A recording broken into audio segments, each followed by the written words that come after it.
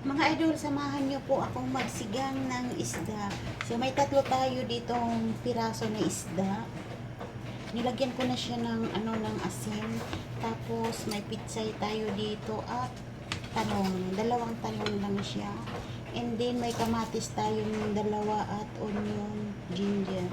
Maglalagay ako ng ginger pampaalis ng langsa. So, hiwain natin yung onion. Kalahati lang.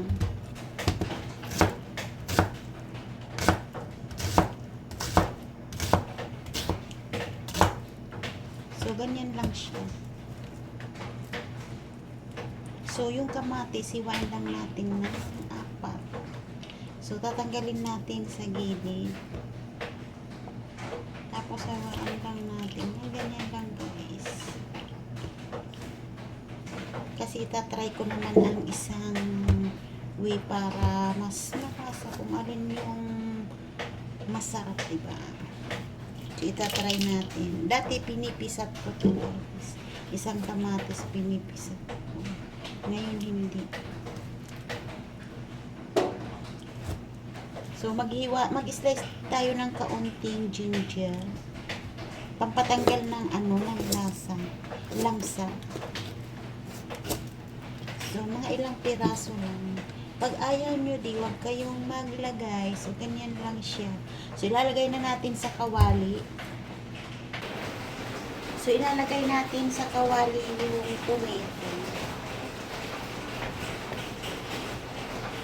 Tapos, yung ginger. Sibuyas.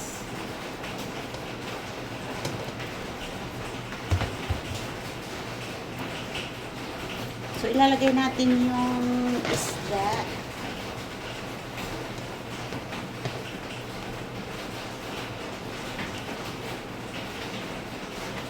So, bubuksan natin yung apoy.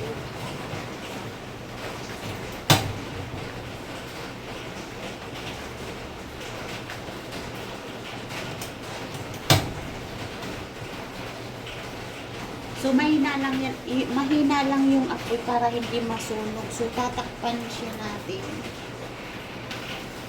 So, takpan natin siya. Mainang apoy lang, 5 minutes.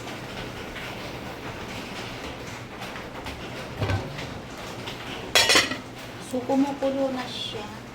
I-mix natin palagi.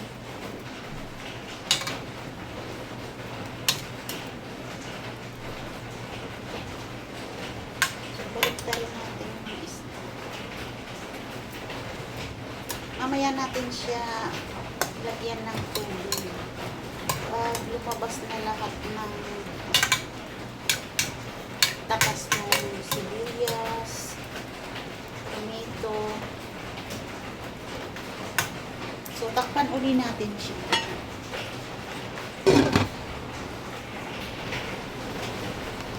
So, tanggalin natin yung takip. So, nagtubig na siya. So, baliktarin natin. So, ang bango na.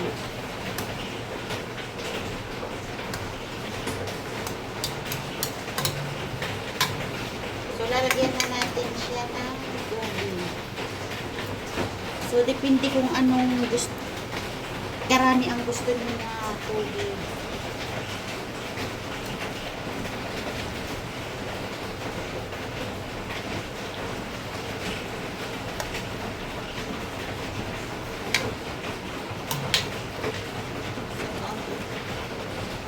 So, okay. So, takpan uli natin siya.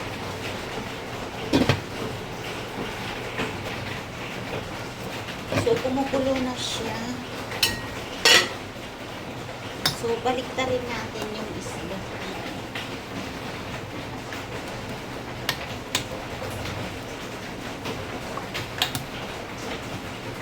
So, ang bango ng sabaw.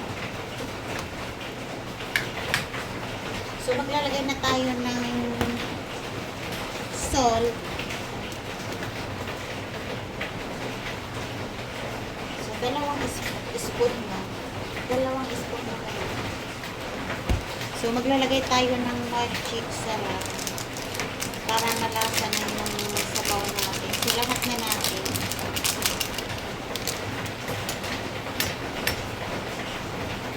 i-mix lang natin.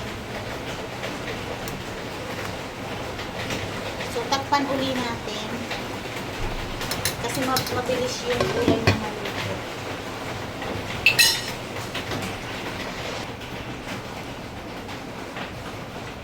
Wow, ang bango. So, ganyan guys ang sabaw naman. So, ilalagay na natin yung vegetable.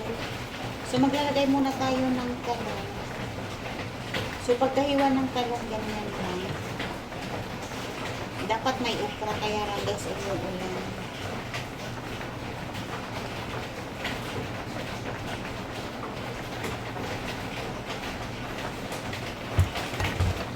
So, ilalagay natin yung pizza.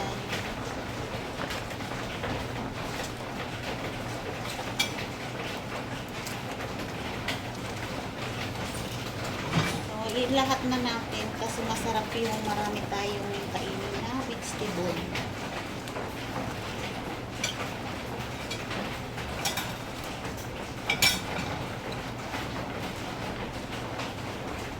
So, ipus lang natin siya palalim. So, takpan natin. Hayaan natin siyang kumulo.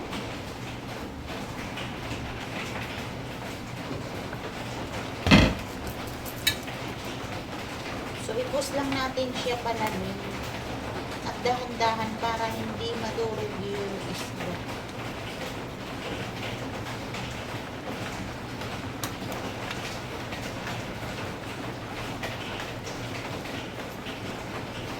Oh, nadurog ko yung isda. Yung dito. Oh my gosh.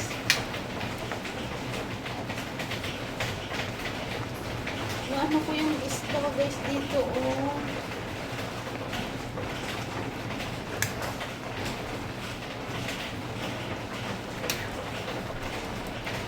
So, ano lang natin palalim para hindi madurog yung isda.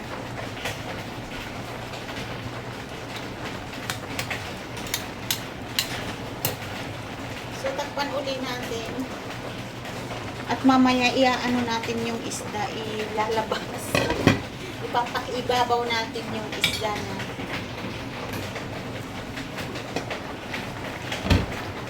So, yung isda natin, ilalagay natin sa ibabaw kasi nadurog yung isa.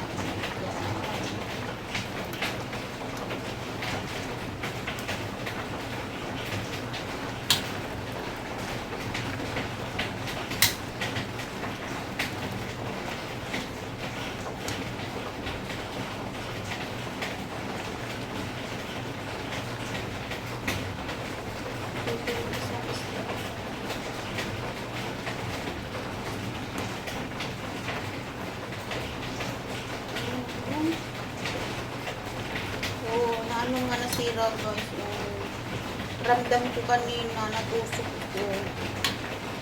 So, iaano natin, ibabaw natin kasi madurog. Ayaw ko ng durog. So, ipus lang natin siya. So, titikman na natin yung sabaw kung masarap. Masarap talaga guys ang sabaw. Tikman natin yung salt. Masarap talaga guys.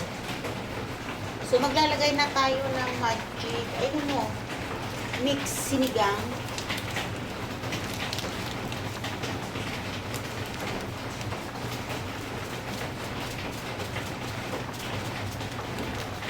So, tutunawin natin.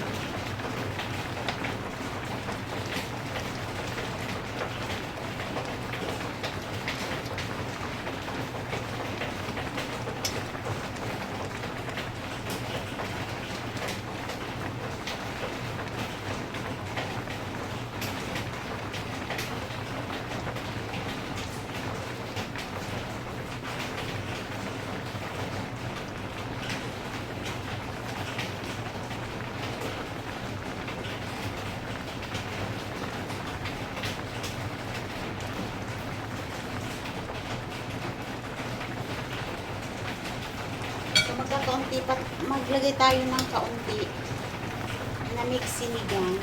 Kaunti na lang. Masarap kasi yung maasim-asim ng kaunti. Pero huwag masyadong maasim.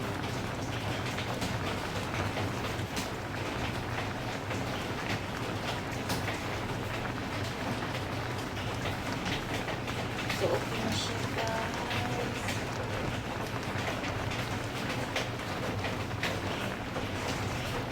So, pakuluan natin. Huwag na natin takpan. Pakuluan na lang natin siya.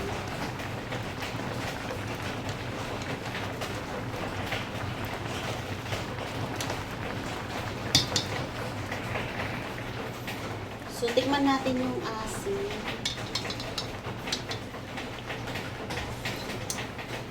Yes. Good. So, balik na rin natin para malasa yung sa kabila. 2 minutes in, ilagay na natin sa bowl.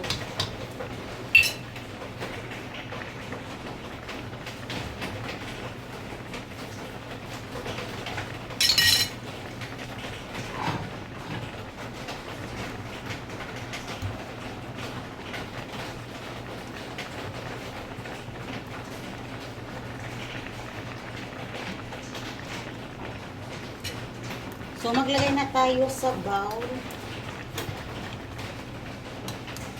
Maglalagay muna na tayo ng talong.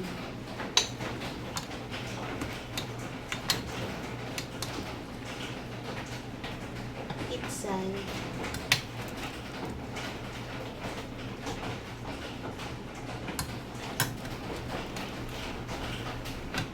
So, ilagay na natin yung isda.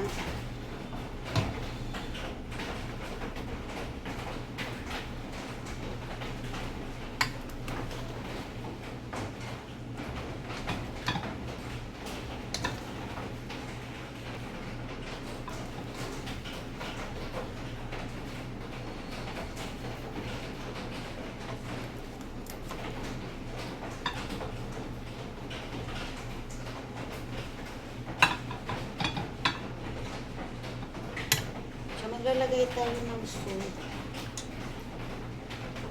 Oh, mainit, guys. Guys, maraming salamat po sa lahat ng nanonood ng video ko. Thank you for watching. Love you all, guys. Bye-bye. Sigang isda.